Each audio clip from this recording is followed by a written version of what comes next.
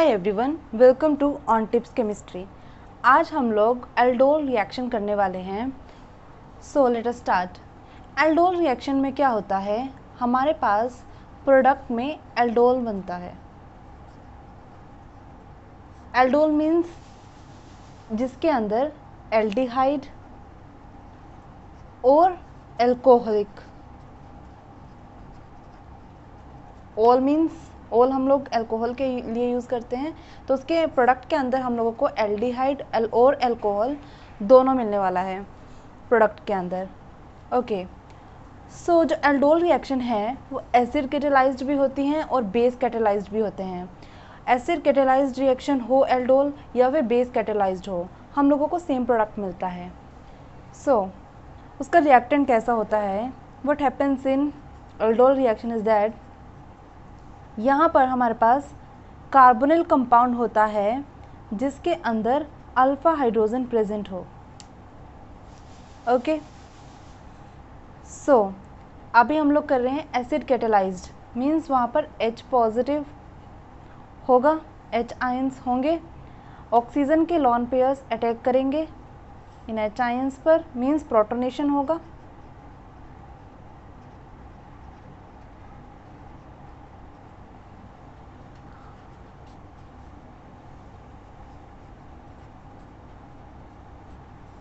तो ये बन जाएगा, ऑक्सीजन पर आ जाएगा पॉजिटिव चार्ज, और ऑक्सीजन पर पॉजिटिव चार्ज क्या होगा, अनस्टेबल होगा क्योंकि वो इलेक्ट्रोनेगेटिव एलिमेंट है।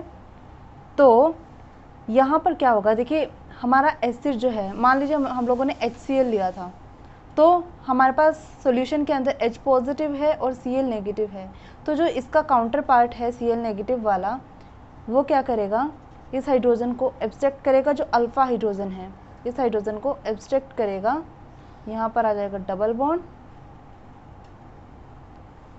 और ये बन जाएगा।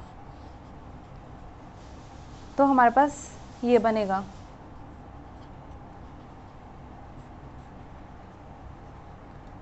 अब हमारे सॉल्यूशन के अंदर इसका एक मॉलिक्यूल तो नहीं है, दूसरे मॉलिक्यूल्स भी हैं। अब जो इसका दूसरा मॉलिक्यूल है वहाँ पर ये अटैक करेगा इनोल,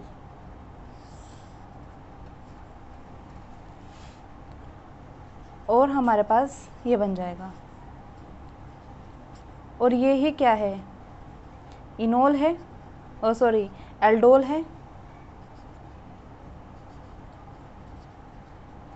यहाँ पे एल्डिहाइडिक, वैसे यहाँ पे ये कीटोन है, मतलब एल्डिहाइडिक या फिर कह लो कीटोनिक ग्रुप, और साथ में हमारे पास है एल्कोहलिक ग्रुप, और ये है एल्डोल, ये बन गया। अब एग्ज़ाम के अंदर ज़रूरी नहीं है कि आपको प्रोडक्ट में एल्डोल मिलेगा, यहाँ पर एक हाइड्रोजन प्रेजेंट है। यहाँ पर अगर आप लोगों ने एलिमिनेशन रिएक्शन वाली वीडियोस देखी होंगी या फिर आपको एलिमिनेशन रिएक्शंस का आइडिया है, तो एसिडिक कंडीशन भी है, यहाँ पर OH है, यहाँ पर H है, तो यहाँ पर एलिमिनेशन रिएक्शन पॉसिबल है, बीटा एलिमिनेशन पॉसिबल है, और बीटा में से भी यहाँ पर इवन एलिमिनेशन होगी। एलिमिनेशन रिएक्शन की प्लेलिस्ट का लिंक आपको डिस्क्रिप्शन बॉक्स में मिलेगा, आप लोग चाहें तो वहाँ से देख सकते हैं।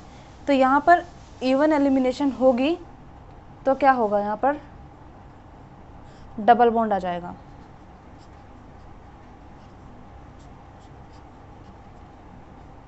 दिस इज डबल बॉन्ड, ठीक है। तो प्रोडक्ट में हम लोगों को यहाँ पे भी रोक सकते हैं वो लोग, या फिर प्रोडक्ट में इस तरीके का भी दिख सकता है, दोनों ही सही है।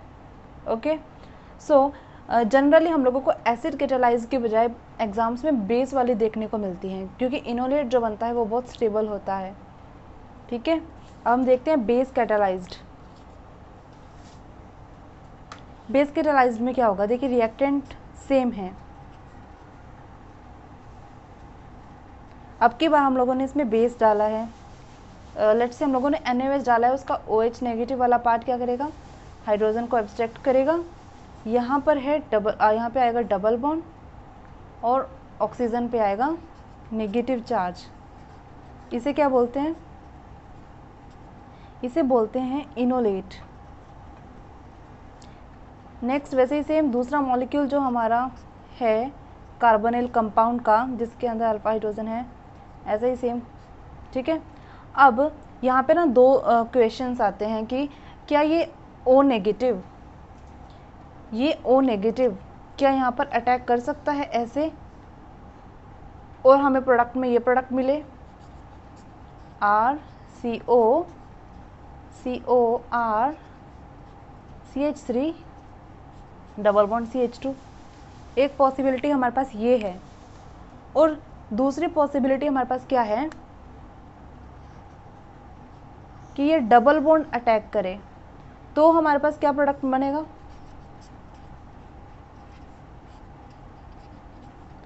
तो हमारे पास वही प्रोडक्ट बनेगा जो हम लोगों ने प्रीवियस एसिड कैटालाइज में देखा था, तो ये बनेगा।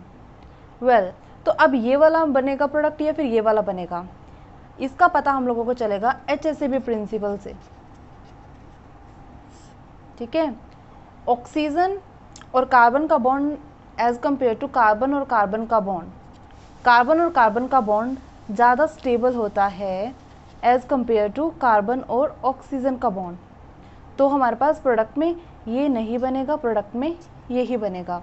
ठीक है, तो जहाँ पर भी ऑक्सीजन का बॉन्ड स्टेबल होगा तो ये अटैक करेगा, अगर कार्बन का बॉन्ड स्टेबल होगा उसके साथ तो वो बनेगा। फॉर एग्जांपल हम लोग जब TMHCl लेते हैं ना, तो वहाँ पर ऑक्सीजन अटैक करता है क्योंकि ऑक्सीजन और सिलिकॉन का बॉन्ड स्टेबल होता है। ओके, तो हमारे पास अब ये बन रहा है, ये नहीं बन रहा। आई होप ये क्लियर है। नेक्स्ट देखिए, वहाँ पर क्या था, एल्डोल तो बन गया, लेकिन अभी यहाँ पर क्या हो सकता है, एलिमिनेशन रिएक्शन हो सकती है।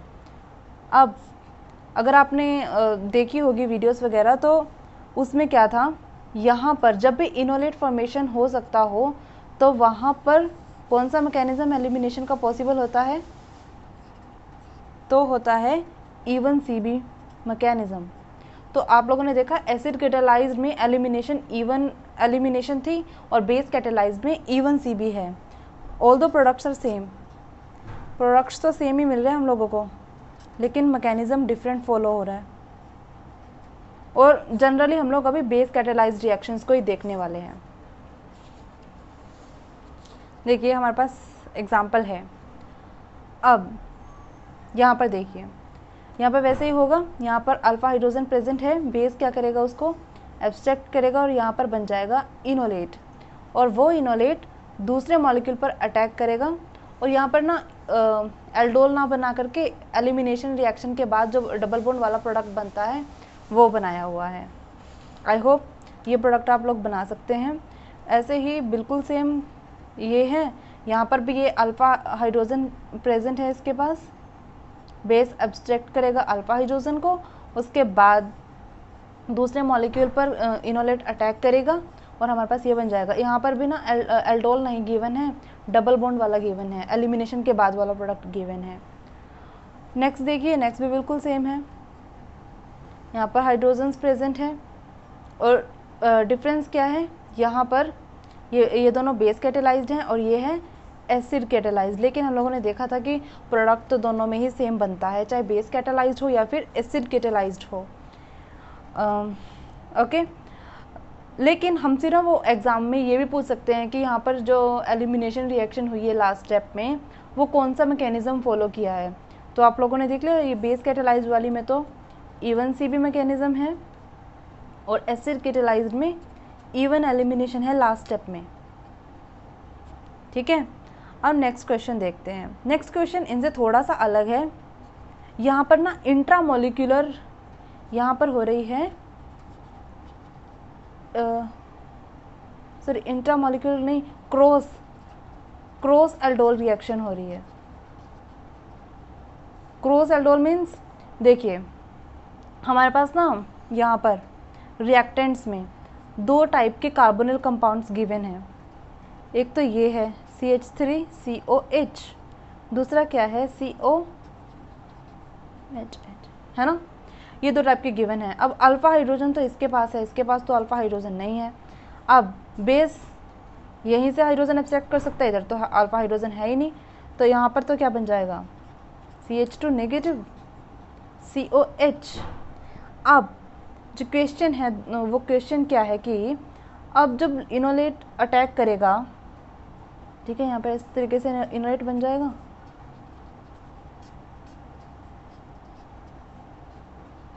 जब इनोलेट अटैक करेगा तो वो इस मॉलिक्यूल पे अटैक करेगा, इस मॉलिक्यूल पे, क्योंकि यहाँ पर दो टाइप के कार्बोनिल कंपाउंड्स गिवन है। अगर आप लोग ध्यान से देखें तो जो ये इनोलेट है एज अ न्यूक्लियोफाइल वर्क करने वाला है। ठीक है, तो ये कहाँ पर अटैक करेगा? जहाँ पर इलेक्ट्रॉन्स की कमी होगी ज़्यादा, इलेक्ट्रॉन डेफिशिएंट कौन सा इनमें से ज़्यादा होगा, लेकिन इलेक्ट्रॉन डेफिशिएंट कौन सा है? ये वाला ज़्यादा है इलेक्ट्रॉन डेफिशिएंट, है ना, क्योंकि यहाँ पर CH3 लगा हुआ है। ये तो यहाँ पर तो इलेक्ट्रॉन्स की इतनी डेफिशिएंसी नहीं है एज़ कम्पेयर टू इट, तो इसका मतलब ये अटैक करेगा इस वाले कार्बोनिल कंपाउंड पर, है ना, यहाँ पर अटैक करेगा। यहाँ पर अटैक करने के बाद देखिए क्या बन जाएगा,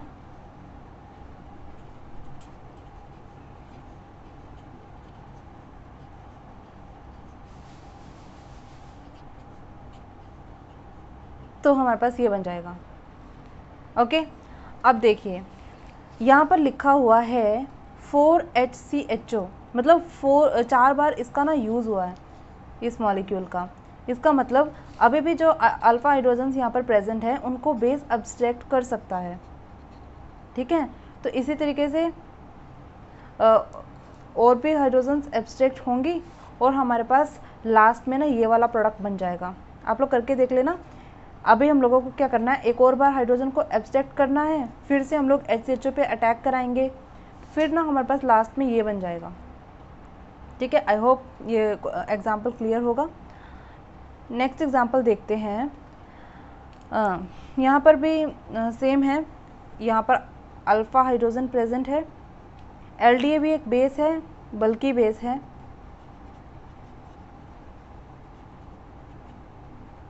और इसके अंदर लिथियम प्रेजेंट होता है, इसलिए यहाँ पर counter anion O negative का लिथियम पॉजिटिव है। और हमारे पास क्या है, दूसरा मॉलिक्यूल हमारे पास अब दूसरा कार्बोनिल गिवन है। अगर ये गिवन ना भी होता तो हम लोग ना दूसरा मॉलिक्यूल इसका ले लेते। ठीक है, अब क्योंकि ये गिवन है नेक्स्ट स्टेप में, तो हम लोगों ने अटैक इसका कराया है, यहाँ पर O नेगेटिव, फिर इसके ऊपर अटैक, और ये हमारे पास बन जाएगा एज यूजुअल। ठीक है, अब एग्ज़ाम में क्वेश्चन कैसा आता है? एग्ज़ाम में ना क्वेश्चन इस तरीके के देखने को मिल जाते हैं, लेकिन क्वेश्चन ये है कि इतना आसान क्वेश्चन कभी नहीं आता। अब इसमें वो क्या क्या वेरिएशंस कर सकते हैं।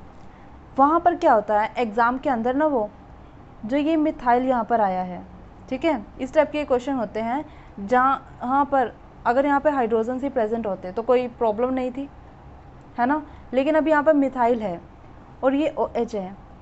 एग्ज़ाम्स में क्वेश्चन इन दोनों की स्टीरियोकेमिस्ट्री से लेकर पूछे जाते हैं कि ये दोनों अबव द प्लेन होंगे, दोनों बिलो द प्लेन होंगे, किस तरीके से इनकी अरेंजमेंट होगी। एग्ज़ाम में क्वेश्चंस इन दोनों के स्टीरियोकेमिस्ट्री से पूछे जाते हैं। सो अब हमारा मेन फोकस रहेगा, देखिए अभी तक जो हमने अल्डोल रिएक्शन किया बहुत ईजी था, एंड हम लोग +1 +2 से ही इन सभी रिएक्शंस को देखते आ रहे हैं, अल्डोल रिएक्शंस की। इस टाइप के एग्जांपल्स हम लोग कब से करते ही आ रहे हैं। अब हमें जो नया सीखना है वो सीखनी है इनकी स्टीरियोकेमिस्ट्री हम लोग कैसे देखने वाले हैं। देखिए जो मैं स्टीरियोकेमिस्ट्री कराने वाली हूँ, मैं उसका डायरेक्ट कंक्लूज़न लेने वाली हूँ, क्योंकि हम लोग अगर आप कॉम्पिटिटिव एग्ज़ाम के लिए पढ़ रहे हैं तो आई थिंक आप लोगों को कंक्लूजन्स पे डायरेक्ट चले जाना चाहिए, उसमें कोई बुराई नहीं है। लेकिन अगर आप उसका एक्सप्लेनेशन देखना चाहते हैं तो आप देख भी सकते हैं। ठीक है, तो हम लोग स्टीरियोकेमिस्ट्री बताने वाले हैं जिमरमैन ट्रैक्सलर मॉडल से, और मैंने लिखे हैं डायरेक्ट कंक्लूजन्स। ये सभी जो हैं ये सभी कंक्लूजन्स हैं। ठीक है, मैंने जो डायरेक्ट यूज़ किए हैं, अगर आप चाहें तो देख सकते हैं, पर हम लोगों को कंक्लूजन्स पता होने चाहिए उसके, अगर आप कॉम्पिटिटिव एग्ज़ाम की स्टडी कर रहे हैं। ठीक है, तो लेट्स स्टार्ट। अब देखिए इसमें क्या है कि अगर हमारे पास Z इनोलेट बने तो सिन प्रोडक्ट बनता है, और अगर E इनोलेट बने तो एंटी प्रोडक्ट बनता है। देखिए मैं क्या कहना चाहती हूँ, देखिए जो ये इनोलेट बना था, इस इनोलेट की बात कर रहे हैं। ठीक है, इस इनोलेट की बात कर रहे हैं, दिस इज एन इनोलेट ना। अब ये इनोलेट अगर Z बनेगा तो प्रोडक्ट बनेगा सिन, मतलब इस मिथाइल की और इस OH की जो स्टीरियोकेमिस्ट्री होगी सेम होगी, दोनों या तो अबव द प्लेन होंगे या दोनों बिलो द प्लेन होंगे। लेकिन अगर ये बन जाए, अगर ये इनोलेट ई हो तो बनेगा एंटी, मीन्स अगर ये अबव है तो वो बिलो, अगर ये बिलो है तो ये अबव। ठीक है, इस बात को आप याद रख लेना। ठीक है, अगर देखिए Z इनोलेट बनेगा तो सिन प्रोडक्ट बनेगा, अगर ई इनोलेट बनेगा तो एंटी प्रोडक्ट बनेगा। Z इनोलेट कैसे कह रहे हैं, देखिए Z इनोलेट कह रहे हैं कि यहाँ पर जो वो पिछले क्वेश्चन में यहाँ पर मिथाइल था ना, यहाँ पर मिथाइल था जो हमने लास्ट में एग्जाम्पल किया, O नेगेटिव की साइड वाली होगा अगर, मतलब ये Z इनोलेट O नेगेटिव से अपोजिट है अगर वो R ग्रुप, तो उसे बोलेंगे ई इनोलेट, तो हम लोगों के पास बनेगा एंटी प्रोडक्ट। ठीक है, तो हम देखने की कोशिश करते हैं। देखिए क्वेश्चन अब ये है कि हमें कैसे पता चलेगा कि Z इनोलेट बना है या ई इनोलेट बना है। ठीक है, ये तो हम लोग कर ही देंगे, लेकिन क्वेश्चन ये है कि Z इनोलेट बन रहा है या फिर ई इनोलेट बन रहा है। ये हम लोगों का मेन मोटिव है सीखने का कि Z इनोलेट बन रहा है या फिर ई इनोलेट बन रहा है। ठीक है, देखिए एग्जाम्स में क्वेश्चंस जिन टाइप के इनोलेट्स से आते हैं वो मेनली होते हैं या तो बोरॉन इनोलेट्स या फिर लिथियम इनोलेट्स। ठीक है, लिथियम इनोलेट्स LDA से बनता है, मैंने बोला था आपको LDA is a bulky base और उसमें लिथियम प्रेजेंट होता है। ऐसे हमारे पास बोरॉन इनोलेट्स भी होते हैं। अब पहले हम लोग लिथियम इनोलेट्स को देख लेते हैं कि यहाँ पर क्या होता है, Z और E दोनों के दोनों इनोलेट बन सकते हैं। ठीक है, ये देखिए हमारे पास ये कार्बोनिल कंपाउंड है। ठीक है, अब हमने ना इसका इनोलेट बनाना है, अब हम Z इनोलेट बनाएं या E इनोलेट बनाएं। ठीक है, क्वेश्चन है ये हमारा। ठीक है, जब LDA ने इस हाइड्रोजन को एब्स्ट्रैक्ट किया, यहाँ पर डबल बॉन्ड आया, यहाँ पर O नेगेटिव आया और इसका काउंटर आयन है लिथियम। ठीक है, अब हम ये सोच रहे हैं कि हम लोगों को Z इनोलेट बनाना चाहिए या फिर E इनोलेट बनाना चाहिए। ठीक है, ये डिपेंड करता है इस R ग्रुप पर। लिथियम के लिए मैं बोल रही हूँ, बोरॉन के लिए नहीं बोल रही। ये सारी बात जब मैं अभी कर रही हूँ ये लिथियम के लिए है। लिथियम का डिपेंड कर रहा है कि जो ये R ग्रुप है ना वो कैसा है। अगर ये ग्रुप R ग्रुप बल्कि है, अगर ये R ग्रुप बल्कि है तो ये जो यहाँ पर प्रेजेंट है ग्रुप, यहाँ पर मिथाइल ग्रुप प्रेजेंट है तो ये बल्कि है, तो यहाँ पर स्टेरिक हिंड्रेंस होगी, तो ये मिथाइल कहाँ प्रेफर करेगा, दूर जाना प्रेफर करेगा। ठीक है, और जैसे ही ये R ग्रुप से अपोजिट वाली साइड जाएगा, मीन्स O नेगेटिव की साइड बगल में आ जाएगा ना, सिस वाली पोजीशन पे आ जाएगा उसके, तो हमारे पास कौन सा इनोलेट बनता है, Z इनोलेट।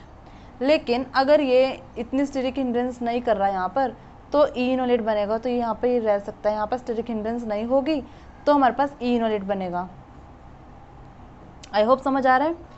तो ऐसे ही हमारे पास ना ये गिवन है कि अगर हम लोग R इथाइल लें, ठीक है, तो Z रेशो E क्या होगा, Z रेशो E होगा 70:30। मतलब बन तो E भी सकता है, बन तो Z भी सकता है, लेकिन क्वेश्चन ये है कि ज़्यादा कौन सा बन रहा है, ज़्यादा Z इनोलेट बनेगा, इनोलेट थोड़ा कम अमाउंट में बनेगा। ठीक है, अब दूसरी बात क्या है, जब हम टर्शरी ब्यूटाइल ले लें, मतलब वो उससे भी ज़्यादा बल्कि है, तो अब तो Z इनोलेट की और भी ज़्यादा हो जाएगी अमाउंट, E इनोलेट की बहुत ही ज़्यादा कम हो जाएगी, तो प्रीडोमिनेंटली Z प्रोडक्ट बनेगा, Z इनोलेट बनेगा।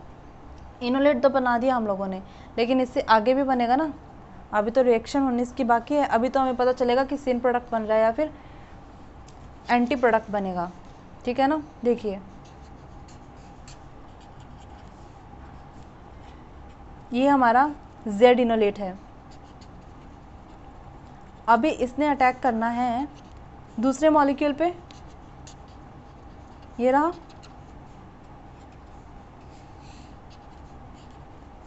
तो क्या बनेगा, CO, यहाँ पर मिथाइल आएगा, then O negative, then R, then methyl.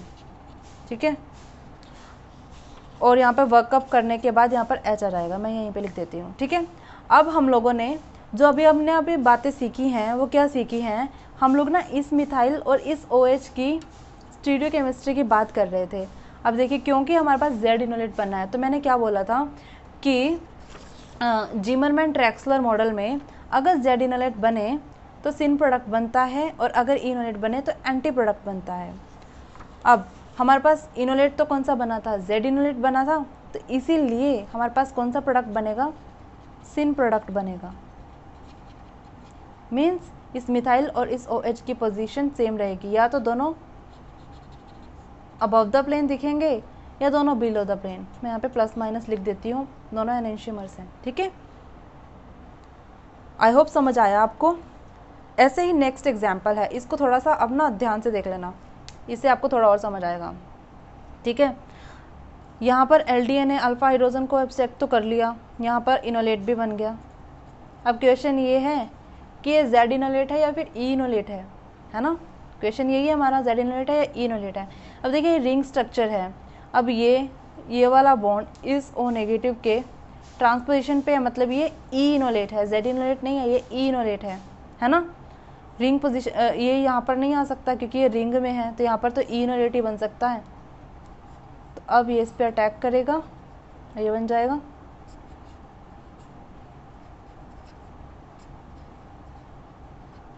OH H और ये फिनाइल। अब इस OH की पोजीशन और इस बॉन्ड की पोजीशन अलग अलग होगी, यहाँ पर एंटी प्रोडक्ट बनेगा। आई होप आप लोगों को समझ आ रहा है कि मैं जेड इनोलेट और सिन एंटी प्रोडक्ट कैसे बोल रही हूँ। अगर आपको कोई क्वेरी है तो आप लोग कमेंट्स में मुझसे पूछ सकते हैं। ओके, नेक्स्ट हम लोग देख लेते हैं बोरॉन इनोलेट्स के बारे में। मैंने बोला था कि दो टाइप के मेन इनोलेट्स हम लोगों को एग्जाम्स में देखने को मिलते हैं, एक तो लिथियम इनोलेट्स है, दूसरा बोरॉन इनोलेट्स है। बोरॉन इनोलेट्स में देखिए, जो बोरॉन इनोलेट्स हैं वो ज़्यादा सिलेक्टिव है as compared to lithium enolates. Lithium enolates का तो हम लोगों ने बता दिया कि आर के बेस पे होगा, लेकिन बोरॉन इनोलेट्स का ना बिल्कुल अलग अलग टाइप का होता है। अगर हमारा जो बोरॉन कंपाउंड हम लोग ले रहे हैं वो बल्कि हो और हमारा अमीन जो है वो अनहिंडर्ड हो, तो हमारे पास ई इनोलेट बनता है। आर चाहे जो मर्जी हो, चाहे वो टर्शरी ब्यूटाइल भी क्यों ना हो, तो वो उस चीज़ पर डिपेंड नहीं करता, वो डिपेंड कर रहा है बल्कि बोरॉन कंपाउंड हो साथ में अनहिंडर्ड अमीन हो, तो ई इनोलेट बनता है। दूसरा है कि स्मॉल लिगेंड्स अगर हो बोरॉन पर और गुड लिविंग ग्रुप भी हो बोरॉन पर, ठीक है, तो हमारे पास जेड इनोलेट बनता है। अब मैं इस बात को ना थोड़ा एग्जांपल देके आपको समझाती हूँ, ठीक है। बल्कि बोरॉन कंपाउंड्स मतलब देखिए, अगर हम लोग इस तरीके से यूज़ करें, बोरॉन के ऊपर दो साइक्लोहेक्सेन रिंग्स लगी हैं, ये है, ये बल्कि बोरॉन कंपाउंड, ठीक है। तो इस टाइप से होगा, ये रहा वो बल्कि बोरॉन कंपाउंड, ठीक है। साइक्लोहेक्सेन वाली रिंग्स बल्कि होती है, तो आप लोगों को पहचान में आ जाएगा कि हम लोगों को किस टाइप का इनोलेट बनाना है, ई इनोलेट बनाना है या फिर जेड इनोलेट बनाना है। इधर देखिए हमारे पास, अगर हमारे पास क्या हो, गुड लिविंग ग्रुप लगा हो और स्मॉल लिगेंड्स हो, हालांकि एनब्यूटाइल इतना छोटा नहीं है ग्रुप, लेकिन यहाँ पर गुड लिविंग ग्रुप इसकी ज़्यादा पहचान है। ज़्यादातर यहाँ पर आपको OTF ही दिखने वाला है, ठीक है, यहाँ पर आपको ज़्यादातर OTF ही दिखने वाला है। और इस चीज़ का, इस वाले पॉइंट का यूज़ इवांस एल्डोल रिएक्शन में भी होगा, ठीक है, क्योंकि हम लोग इवांस एल्डोल रिएक्शन भी डिस्कस करेंगे। तो ये जो मैंने अभी आपको सभी पॉइंट्स बताए हैं, इन सभी को प्लीज़ आप लोग याद रखना, ठीक है। यहाँ पे जैसे ये बल्कि बोरॉन कंपाउंड अगर हो तो कौन सा इनोलेट बनाना है, और अगर हमारे पास उसके अंदर लगा हो कोई गुड लिविंग ग्रुप तो कौन सा बनाना है। देखिए मैं डायरेक्ट कंक्लूजन्स इसलिए यूज़ कर रही हूँ क्योंकि हम लोगों के पास अभी टाइम कम है, ठीक है, अगर हम कॉम्पिटिटिव एग्ज़ाम के लिए पढ़ रहे हैं। लेकिन अगर आप अपने सेमेस्टर एग्ज़ाम के लिए पढ़ रहे हैं तो मैं आपको सजेस्ट करूँगी आपको इन डिटेल में पढ़ना चाहिए। लेकिन if you are preparing for competitive exam then you can go like this, okay. So I hope ये सभी पॉइंट्स आप लोगों को क्लियर हो चुके हैं। अभी इन दोनों पॉइंट्स को और क्लियर करने के लिए मैं एग्जांपल ले लेती हूँ, ओके। देखिए ज़रा, अभी मैंने इसको क्या बोला था, ये क्या है, बल्कि बोरॉन कंपाउंड है, ठीक है, दिस इज बल्कि बोरॉन कंपाउंड। ओके, ये है बेस और ये है हमारा कार्बोनिल कंपाउंड जिसके अंदर क्या है, अल्फा हाइड्रोजन प्रेजेंट है। उसी से ही तो हमें पता चलेगा ना कि यहाँ पर एल्डोल रिएक्शन होगी या नहीं। अगर अल्फा हाइड्रोजन प्रेजेंट नहीं होगी तो एल्डोल रिएक्शन पॉसिबल ही नहीं होगी, राइट, ठीक है ना। तो ये तो हुई रिएक्शन को पहचानने की बात। और दूसरी बात ये है कि अभी तो मैंने यहाँ पे ना इसको ऐसे सजा सजा के लिख दिया बल्कि बोरॉन कंपाउंड, लेकिन एग्जाम्स में से साफ साफ वो आपको नहीं दिखाते हैं। वो आप लोगों को इस तरीके से भी लिख देंगे, ऐसे BCl CY2 इस तरीके से, ठीक है, या और इसको साथ में यहीं पे लिखेंगे, रिएक्शन एरो के ऊपर ही लिख देंगे ऐसे स्लैश लगा के, ठीक है। तो आप लोगों को पहचानना आना चाहिए कि हम क्या क्या हम लोगों ने पढ़ा है, उन सब चीज़ों का एप्लीकेशन आप लोग एग्ज़ाम में कर पाएँ, ठीक है। जितना आप लोग अच्छे से पढ़ोगे उतना ही ज़्यादा अप्लाई कर पाओगे, ठीक है। अब हम थोड़ा इसका मैकेनिज़्म देख लेते हैं। जो बेस है वो क्या करेगा, अल्फा हाइड्रोजन को एब्स्ट्रैक्ट कर लेगा और यहाँ पर बन जाएगा इनोलेट, ठीक है। अब यहाँ आप लोगों को मालूम होगा ये बोरॉन कंपाउंड है और ये है लेविस एसिड। अब क्योंकि ये लेविस एसिड है, इसके पास इलेक्ट्रॉन्स की डेफिशिएंसी है, तो O नेगेटिव क्या करेगा, बोरॉन को अपने इलेक्ट्रॉन्स दे देगा और हमारे पास ये बन जाएगा। यहाँ पर आई थिंक यहाँ पर मिथाइल भी है, ओके, यहाँ पर मिथाइल है, ठीक है। अब हम लोगों ने क्या बोला था अभी अभी कि बोरॉन इनोलेट्स के अंदर अगर बल्कि बोरॉन कंपाउंड का यूज़ करेंगे तो इर्रिस्पेक्टिव ऑफ R, यहाँ पर अगर मिथाइल भी होता, ये तो बल्कि है वैसे फिनाइल तो, लेकिन अगर यहाँ पर मिथाइल भी होता तो भी यहाँ पर ई इनोलेट ही बनता। दिस इज ई इनोलेट, है ना, ये दोनों एक दूसरे की ट्रांसपोजिशंस पर है, यहाँ पर बना ई इनोलेट, ठीक है। अब ई इनोलेट तो बन गया, आधा काम हमारा हो चुका है, ठीक है। अब आगे का काम तो बिल्कुल आसान है, ये इनोलेट अटैक करेगा इस कंपाउंड पर। अगर ये हमें गिवन ना होता नेक्स्ट स्टेप में तो हम लोग सेम मॉलिक्यूल पर अटैक करते, है ना। नेक्स्ट देख लीजिए, ये बन जाएगा। अब मिथाइल और OH की स्टीरियोकेमिस्ट्री की बात है, ई इनोलेट बना तो क्या ट्रांस प्रोडक्ट बनेगा, मीन्स ट्रांस से मेरा मतलब है एंटी प्रोडक्ट बनेगा, मीन्स मिथाइल और OH की पोजीशंस होंगी एंटी। यहाँ पर बिलो द प्लेन मिथाइल है तो अबव द प्लेन OH, अगर बिलो द प्लेन OH है तो अबव द प्लेन मिथाइल आएगा। और मैंने प्लस माइनस इसी चीज़ को दिखाने के लिए लिखा है यहाँ पर, क्योंकि उन दोनों में रिलेशन क्या होगा, इसमें और दूसरे वाले कंपाउंड में एनेंशियोमर का रिलेशन है, इसलिए मैंने यहाँ पर प्लस माइनस लिखा है। नेक्स्ट देखिए, नेक्स्ट जो एग्जाम्पल है ये हमारे सेकेंड पॉइंट को दिखा रहा है कि अगर स्मॉल लिगेंड्स हो बोरॉन पर और गुड लिविंग ग्रुप लगा हो, ठीक है, गुड लिविंग ग्रुप लगा है, तो यहाँ पर कौन सा क्या बनेगा, यहाँ पर बनेगा Z enolate irrespective of R present over here. इससे कुछ फ़र्क नहीं पड़ता बोरॉन्स में, लेकिन अगर हमारा यहाँ पर लिथियम इनोलेट होता तो इससे बहुत फ़र्क पड़ता, ठीक है ना। Z इनोलेट है, अब इसने अटैक किया, Z इनोलेट है तो इसलिए यहाँ पर बनेगा सिन, या तो दोनों बिलो द प्लेन या फिर दोनों ही above the plane. I hope ये जो मैंने अभी आपको पॉइंट्स बताए हैं बोरॉन इनोलेट्स के, लिथियम इनोलेट्स के, एंड जो मैंने जिमरमैन टेक्सलर मॉडल के आप लोगों को पॉइंट्स बताए वो आपके लिए यूज़फुल रहे होंगे, क्योंकि इससे आप डायरेक्ट क्वेश्चंस पर अप्लाई कर पाते हो, ठीक है। ये वाले पॉइंट्स कि Z इनोलेट से डायरेक्ट सिन प्रोडक्ट बनता है, ई इनोलेट से एंटी प्रोडक्ट बनता है। हमें सोचना होता है कि Z इनोलेट बनेगा या फिर ई इनोलेट बनेगा, हमारा मेन काम इन दोनों को सोचने का है। और इसके लिए मैंने आप लोगों को ये दोनों पॉइंट्स लिखवाए थे, क्योंकि जनरली एग्जाम्स में बोरोन इनोलेट्स एंड लिथियम इनोलेट्स होते हैं। आई होप इतना समझ में आया आपको, ठीक है। नेक्स्ट ये क्वेश्चन देखिए ज़रा। इस क्वेश्चन में क्या है, फर्स्ट पॉइंट देखिए, फर्स्ट स्टेप में क्या किया है, एलडीए है। एलडीए मीन्स हम लोगों ने बेस यूज़ किया है और इसके अंदर लिथियम इनोलेट बनेगा, एलडीए कंटेन्स लिथियम, ठीक है। अब अल्फा हाइड्रोजन को इसने एब्स्ट्रैक्ट कर लिया, ठीक है, यहाँ से अल्फा हाइड्रोजन को इसने एब्स्ट्रैक्ट कर लिया फर्स्ट स्टेप में, ठीक है। तो यहाँ पर बनेगा ये ओ नेगेटिव डबल बॉन्ड, ये इनोलेट है ना, ये बन जाएगा। अब मैंने यहाँ पर बनाया है ई इनोलेट। अब आप लोग सोच रहे होंगे कि ई इनोलेट बनेगा या जेड इनोलेट। मैंने आपको लिखवाया पहले ही, लिथियम के केस में इस आर ग्रुप पर डिपेंड करता है कि हम लोग जेड इनोलेट बना रहे हैं या फिर ई इनोलेट बना रहे हैं।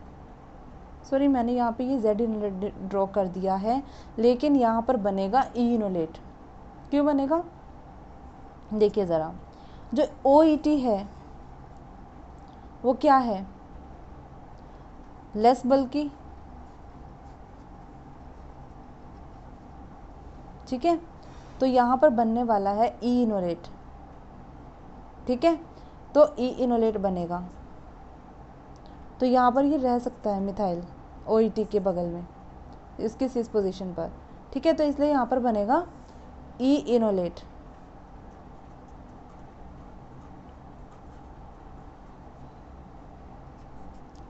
जेड इनोलेट और ई इनोलेट की रेशो रहेगी 6:94, ठीक है। अब आगे देखिए सेकेंड स्टेप में क्या होगा, ठीक है, मैंने डायरेक्टली यहाँ पे लिख दिया है। अब देखिए जेड इनोलेट बनेगा, मैंने यहाँ पे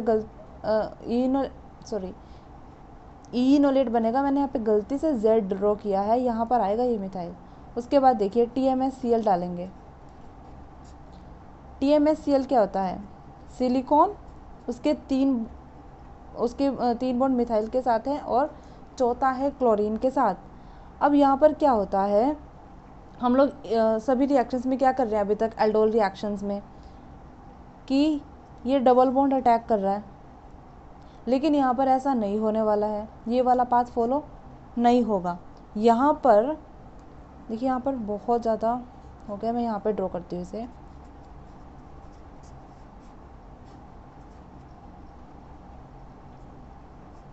ये रहा हमारा ई इनोलेट, ठीक है। अब यहाँ पर ये रहा TMSCl, ठीक है, सॉरी O नेगेटिव, ठीक है। अब O नेगेटिव अटैक करेगा सिलिकॉन पर, ना कि ये वाला पाथ फॉलो होगा। ऐसा क्यों, क्योंकि कार्बन और सिलिकॉन का बॉन्ड लेस स्टेबल होता है एज़ कम्पेयर टू ऑक्सीजन और सिलिकॉन का बॉन्ड, क्योंकि वो ज़्यादा स्टेबल होता है। ऑक्सीजन और सिलिकॉन का बॉन्ड स्टेबल इसलिए होता है क्योंकि सिलिकॉन के पास एम्प्टी d ऑर्बिटल हैं, ठीक है, जिसके अंदर जिसको ऑक्सीजन के lone pair stabilize electrons provide करते हैं, उससे उनके अंदर एक्स्ट्रा स्टेबिलिटी आ जाती है। और इसी एक्स्ट्रा स्टेबिलिटी की वजह से यहाँ पर ये बात फॉलो ना हो करके ऑक्सीजन और सिलिकॉन का बॉन्ड डायरेक्टली बन जाता है, और इसी को हम ना TMS से भी शो करते हैं, ठीक है। तो ये OTMS बन जाएगा, और ये रहा ई इनोलेट, ये भी एक टाइप ऑफ इनोलेट ही है, ठीक है। तो ये बन गया हमारे पास, ठीक है। अब अगर हम THF लेते हैं तो रेशो रहती है ये, लेकिन अगर हम लोग डाल देते हैं साथ में HMPA, अगर हम लोग साथ में डाल देते हैं HMPA, तो इनकी रेशो हो जाती है चेंज, तो हमारे पास जेड इनोलेट बनता है। इस बात को प्लीज़ याद रखना।